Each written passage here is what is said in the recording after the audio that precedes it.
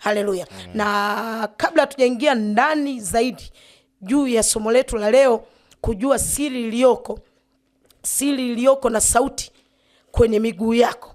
Haleluya. Nataka nikupe mfano huu hapa. Mfano ambao nataka nikupe ni huu hapa. Unajua kwenye ulimwengu wa roho zipo falme mbili tu. Upo ufalme wa giza, lakini pia upo ufalme wa nuru, ambao ni ufalme wa Mungu pekee. Haleluya.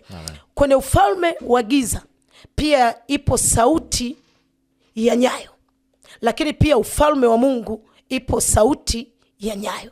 Kupitia hili somo naamini na mifano mbalimbali ambayo tutatembea kwenye Biblia itakuweka mahali pazuri katika kumjua Mungu, mahali pazuri katika kujua ulimwengu wa roho, mahali pazuri katika kujua kuna kitu gani, kuna siri gani iliyoko kwenye nyayo zako. Haleluya. Labda nikwambie kitu kimoja, mtu wa Mungu. Mchawi anapokuwepo mahali, anagundua kuwa mahali ambako yupo kuna mchawi mwezie yupo. Haleluya. Anagundua hiyo siri kabla hajamuona. Anagundua hiyo siri kabla hawajaonana. Haleluya.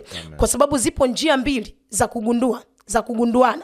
Wanaweza wakagunduana kupitia alama zilizopo kwenye kipaji cha uso.